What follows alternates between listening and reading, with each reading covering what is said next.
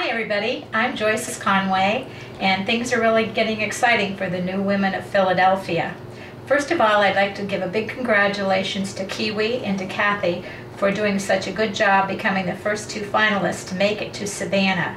They set the bar pretty high for the rest of us. This week we're featuring entrees, but before I begin making my entree, I'd like to invite you all to my Philly on the Patio party. Here's your invitation. How it works is on round 2 of the competition, when we get over with the recipes, each week I'm going to make one of the courses to serve at my cyberspace dinner party at the end of the competition.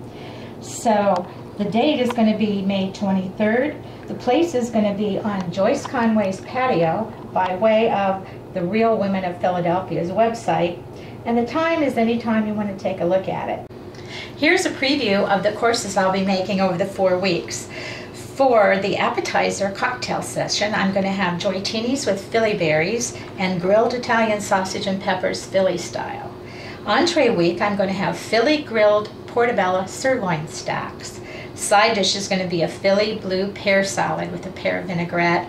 And dessert, best of all, a grilled banana split with Philly chocolate sauce, crushed cashews, and a berry on top. So save the date, May 23rd, Philly on the Patio party.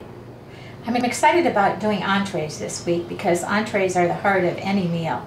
And when Paula and Libby did their segment on developing recipes, and Paula drug out her old recipe box with her years and years of recipes in it, I was inspired because I have one of those too. Mine are living in a new home now. They were in a nasty old shoebox. But going through this, it was almost like a scrapbook of my life. I've got this particular one was from 1977. This was Barry Manilow's first TV special, sponsored by Kraft Foods, and 4 pages of appetizers, some which have Philadelphia cream cheese in them. This one was a family favorite that my grandmother handed down to me. You could kind of tell by looking at it that this was a family favorite. This is for her barbecue ribs. Even have my old boss's name written on the top with his phone number from about 30 years ago. Growing up, one of my favorite meals was stuffed pork chops. So the entree that I chose for this week is going to be my Philly version of stuffed pork chops. And it's called Philly apple pecan stuffed pork loin chops with Philly apple pecan sauce. So let's get started. The first thing we're going to do is we're going to start with about 1.5 inch thick cut of a beautiful pork loin chop, and we're going to put a pocket in it for our stuffing. So we're going to take a boning knife and we're going to go about halfway through, not all the way through, because you want a pocket is all you want. So it's going to look about like that. Okay. Then we're going to get ready to do our stuffing ingredients. We're going to do about 1 cup of chopped mushrooms, 1 cup of chopped onion, 1 cup of chopped celery, and about 1/2 cup of cored and diced Granny Smith apples. So let's start browning our meat and getting the stuffing ingredients started. So here we go. We're going to add the mushrooms.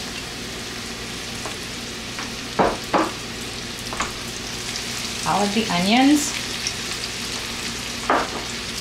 All of the celery. And about 1/2 cup of the Granny Smith apples. Okay. Then I want to get my chops started to brown. I got about 1/4 cup of hot canola oil in here. So I'm going to get those nice and brown.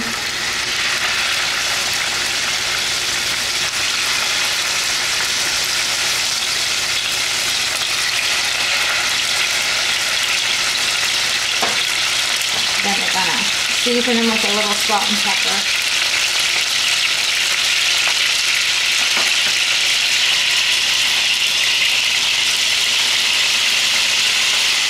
Okay, now we're going to mix all the ingredients together for our stuffing. The vegetables that we had cooked are soft now and they've cooled, so we're going to add that to the stuffing mixture. I'm going to add 1 cup of chicken broth, 1/2 cup of applesauce. I'm going to save the rest for later. 2 eggs slightly beaten, And the best way to do this is just to get in there with your hands until the moisture soaks up and softens the dressing.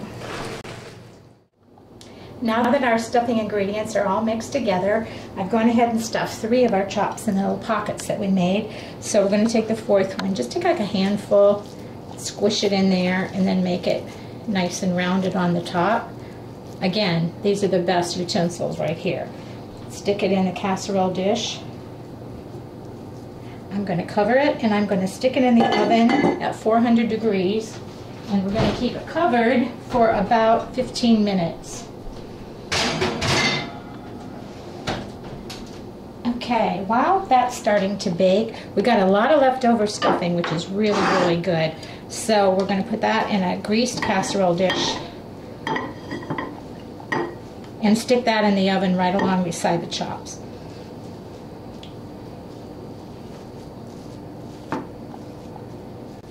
Okay, we're going to be making the sauce for the chops while they're baking. In the skillet I've put mushrooms, the Granny Smith apples.